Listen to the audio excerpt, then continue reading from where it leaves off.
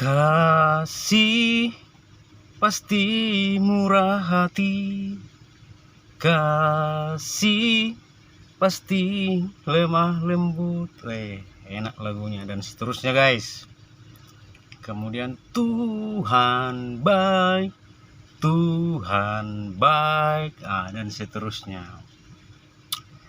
Itu adalah lagu-lagu yang top bagi orang Kristen ya, top dia. Dan begitu juga dengan khotbah-khotbah pendeta hamba Tuhan sekarang itu ya seperti itu.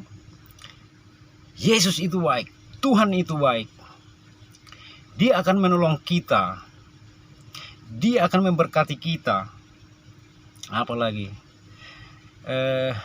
kita tak akan dibiarkannya jatuh tergeletak. Top, indah khotbahnya. Puji Tuhan, itu semua benar. Tetapi ada satu sisi ketuhanan yang tidak kalian khotbahkan kepada jemaat. Yaitu apa? Yaitu murka Tuhan, cemburu Tuhan, takut akan Tuhan. Tuhan itu dahsyat. Kalian tidak pernah mengkhotbahkan itu. Kalian hanya mengkhotbahkan yang indah-indah saja bagi jemaat. Ya, Tuhan itu baik, pasti ditolong. Ya ditolong. Lalu apa? Jemaat kalian terlena semua. Dia masuk ke otaknya sudah. Tuhan itu baik. Biar kita tidak menghormati, pikir Tuhan itu baik. Maka minggu kemudian hamba Tuhan berkhotbah, Tuhan itu baik, selalu baik. Ya baik memang, tidak dipungkiri Tuhan itu baik. Ketika hamba Tuhan berkhotbah, jemaat-jemaatnya main HP di belakang semua, main WhatsApp, main Twitter, segalanya. Pendeta berkhotbah, halo guys, ya, sama jemaatnya, nanti ya pulang gereja gini. Tidak dihormati pendetanya. Kenapa? Karena kalian hamba-hamba Tuhan hanya dari dulu sampai sekarang sebagian ya, hanya mengkhotbahkan sisi ketuhanan yang indah-indah saja. Sehingga jemaat kalian itu semua manja semuanya. Manja. Tidak ada yang takut sama Tuhan. Tidak ada yang takut sama Tuhan. Manja semuanya. Betul lah. Terlena. Sebagian juga ibaratnya jemaat-jemaat kalian itu sebagian juga di sini sih. Dia kadang saya lihat itu beribadah roknya pendek, tidak kalian tegur, terlena semua dengan khotbah kalian. Saya kasih tahu Pak, hamba-hamba Tuhan, di satu sisi engkau harus memberitakan Tuhan, memperkenalkan Tuhan. Tuhan itu bercemburu, murka, ya, murka apabila kita tidak menghormati Tuhan. Tuhan itu murka, dahsyat, seperti petir, seperti badai, membunuh jiwa. Itulah Tuhan, asli Tuhan itu. Makanya saya takut sama Tuhan gara-gara itu. Itu saya mengambil sisi Tuhan itu. Saya menghormati Tuhan. Karena bagi saya Tuhan itu mengerikan. Membunuh jiwa. Dahsyat seperti petir, seperti badai apabila dia murka pada orang yang tidak menghormatinya. Makanya dikatakan takutlah akan Tuhan. Karena Karena Tuhan itu mengerikan bagi siapa saja yang tidak percaya padanya. Itu Pak Pendeta, kalian khotbahkan. Apabila kalian hanya mengkhotbahkan yang kayak dari zaman dulu sampai sekarang, iman di jemaat itu tidak akan bertumbuh. Karena orang itu dimanja, terlena dengan khotbah-khotbah yang enak, diberkati. berpuluh kali lipat perpuluhannya diberkati. Stop sudah seperti itu Pak Pendeta. Kenalkanlah Tuhan itu yang sejujurnya itu, yang aslinya seperti apa. Ganasnya Tuhan itu apabila tidak menghormati Tuhan. Mengerikan Tuhan itu. Mau bukti? Jika Bapak Ibu tahu cerita Sodom dan Gomora, bangsa itu tidak mau bertobat, padahal sudah diperintahkan bertobat, tetapi masih dalam percabulan kenakalan, dibabat habis sama Tuhan, dibasmi, dibakar semua hidup. Yang hamil, yang beranak, yang menyusui, yang nenek tua anak-anak, tidak ada ampun bagi Tuhan. Kalau sudah Tuhan murka, itulah makanya saya sangat takut dengan Tuhan. Itu alasannya itu. Murkanya Tuhan itu mengerikan. Dibabat habis, tidak ada ampun apabila murka Tuhan itu. Apabila kalian hanya seperti itulah, percayalah, jemaat-jemaat kalian itu akan manja sampai kapanpun. Tidak akan tumbuh imannya, tidak akan tumbuh imannya itu. Karena apa? Orang itu sudah terlena dengan khotbah-khotbah yang selalu dimanja. Diberkati, puji Tuhan. Yesus itu baik, memang itu baik. Tetapi yang aslinya Tuhan itu bercemburu, ingat itu bercemburu. Apabila seseorang tidak hormat sama Tuhan, dibabat habis sama Tuhan itu. Contoh itu, Sodom dan Gomora. Tidak ampun semua. Satu pun tidak ada yang tersisa di bangsa pada waktu kejadian itu. Dibakar habis semua, tidak peduli Tuhan itu. Mau anak-anak kah, mau apa, dibakar, digulung. Jangan main-main sama Tuhan, saudara. Hormat Tuhan itu makanya jangan main-main. Makanya kalau hamba-hamba Tuhan masih manja-manja berkhotbah, Tuhan itu baik, saya katakan sampai kapanpun tidak akan ada yang tumbuh iman pada jemaat kalian itu. Tidak akan tumbuh. Karena apa? Manja. Tuhan baik, ditolong, diberkati. Aslinya itu tidak kalian itukan sebagian. Murkanya Tuhan. Barang siapa tidak menghormati Tuhan, dibabat habis, percayalah. Saya tidak main-main, Bapak Ibu, tidak main-main saya. Saya takut sama Tuhan ya gara-gara ini. Gara-gara murka Tuhan itu. Makanya hamba-hamba Tuhan, mintalah petunjuk sama Tuhan apabila berkhotbah. Jangan dimanja jemaat itu. Kalau seperti dimanja, kapan tumbuh imannya? Kapan dia tahu cara kerja Tuhan itu? Kalian harus terangkan ini, begini Tuhan itu. Mengerikan. Itu Bapak Ibu ya, seperti itu. Kita juga harus menghormati Tuhan. Biar apa? Biar kita selamat. Sodom dan Gomora satu contoh itu. Digulung semua, tidak ada tersisa manusia. Mau beranak apa, dibabat habis. Itulah kalau murka Tuhan kalau datang. Ya Bapak, hamba-hamba Tuhan dimanapun ditempatkan. Nanti kalian berpikir, nanti kalau keras begitu khotbahnya apa namanya? Lari jemaatnya, biar lari. Mau lari kemana dia? Mau lari kah dia?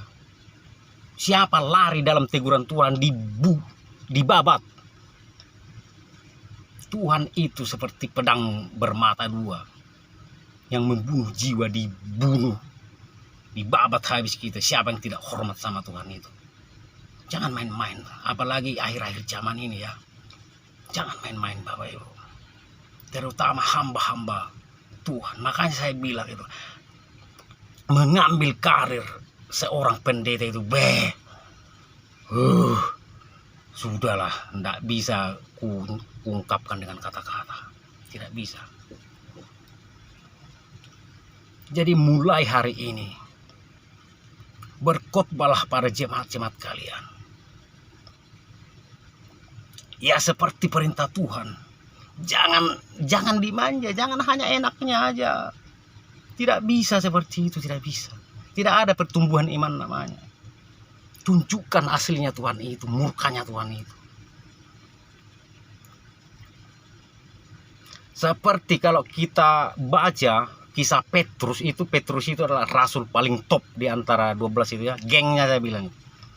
Nah, kalau tidak salah itu Ananias itu ya, Ananias.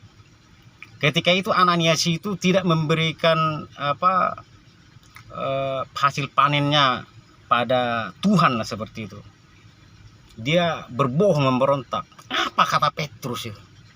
Karena engkau membuat Tuhan murka, membuat malu Tuhan, hari ini juga kamu mati. Mati ya Ananias itu sama istrinya. Tidak main-main kita sama Tuhan itu, mati betulan. Apakah hamba-hamba Tuhan berkhotbah seperti Petrus? Kalau kalian tidak berkhotbah seperti Petrus, tidak ada namanya pertumbuhan iman. Manusia tidak akan takut sama Tuhan. Percayalah, tidak bakalan takut kalau kalian hanya mengkhotbahkan yang enak-enak. Terlena semua. Betulan, terlena itu jemaat kalian itu. Main HP di belakang, main HP. Tidak ada takut-takutnya sama Tuhan. Main HP di belakang pasti itu. Tidak ada yang salah, tidak ada yang berdosa seperti khotbah Petrus. Siapa jemaat yang tidak bisa tidak menghormati Tuhan, tegur.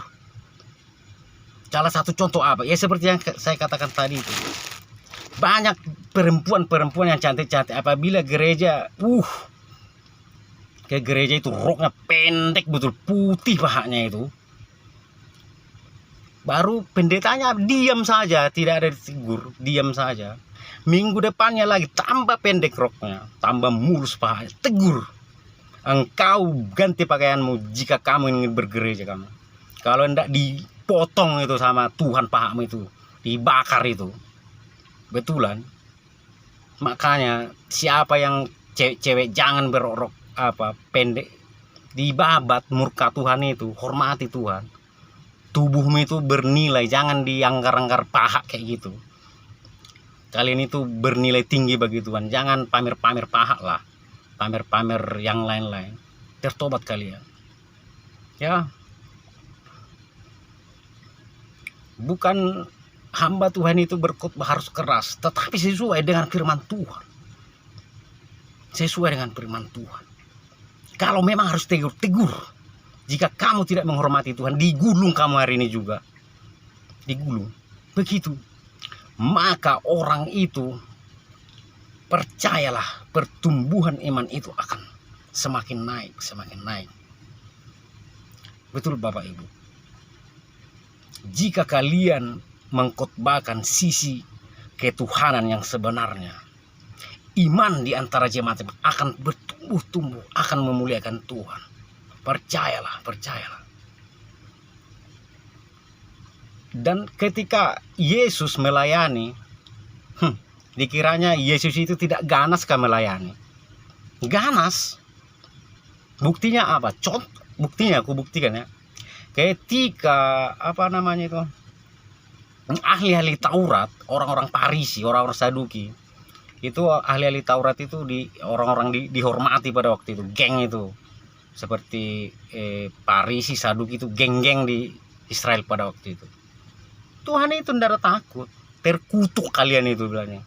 Karena apa? Tidak mau mendengarkan firman Tuhan. Para ahli-ahli Taurat itu terkutuk, dikutuk itu, jadi kodok sudah semua itu ahli Taurat itu. Tidak main-main Tuhan itu. Tuhan itu ngeri pelayanannya Yesus ketika di bumi itu. Tidak main-main. Sekali dia berkhotbah, kamu terkutuk yang lain langsung bertobat. Gara-gara Yesus itu dikutuk satu, bertobat 5 orang sampai beribu-ribu orang. Jadi begitu juga kita yang hidup zaman sekarang. Kita janganlah mengkhotbahkan itu yang dulu dari dulu sampai sekarang ya begitu. Tuhan itu mengasihi. Tuhan itu baik bagiku, bagi keluargaku. Ya iya memang. Tetapi yang aslinya Tuhan itu percemburu, murka, membelah, pedang itu membelah jiwa kita, dibabat habis. Betul Bapak Ibu saya ini. Itulah makanya kita harus takut sama Tuhan. Gara-gara itu jangan sampai murkanya menggosok kita, membumi hasutan kita. Kita harus bertobat. Kita harus takut sama Tuhan. Kita harus hormati Tuhan. Karena apa? Kita sudah ditebus. Kita bukan milik kita lagi. Kita sudah ditebus dengan darah yang bukan mahal lagi. Di atas mahal apa sih? Kita sudah ditebus dengan lunas. Tidak ada utang-utangnya, lunas, top. Terpujilah Engkau, terima kasih Tuhan Yesus. Yaitu hamba-hamba Tuhan dimanapun berada. Sekarang mulailah, bikinlah perubahan. Perubahan untuk iman sesuai dengan firman Tuhan. Barang siapa jemaat yang pantas tidak sesuai dengan apa menghormati, tegur. Seperti yang saya katakan tadi, tegur. Jangan takut mau kehilangan jemaatnya, mau lari pindah, terserah dia itu. Mau pindah kemana juga terserah. Kalau kita memang kekerasan tapi kekerasan dari Tuhan ya, kita harus butuh itu. Kalau kita tegur, kalau kamu tidak menghormati Tuhan, maka kamu akan mati. Kalau memang Tuhan mau matikan, mati. Itu kecemburuan Tuhan itu. Tuhan itu kalau tidak dihormati, cemburu, marah, ganas. Itu Tuhan yang top itu. Makanya mulai sekarang marilah kita hormati Tuhan itu. Kita takut sama Tuhan. Karena Tuhan itu adalah seperti badai. Mengerikan. Ya. Petir. Tidak tanggung-tanggung Tuhan kecemburuannya. Makanya mulai sekarang di akhir-akhir yang saat ini. Saat-saat penantian yang hanya kita menunggu kedatangan Tuhan. Mulai hari ini kita takutlah sama Tuhan. Bertobatlah sama Tuhan. Marilah kita sujud di bawah kakinya yang suci itu. Ya. Itu aja yang saya sampaikan sore hari ini. Karena ini mau bekerja dulu lagi sampai nanti jam 10. Terima kasih ya. Haleluya. Shalom.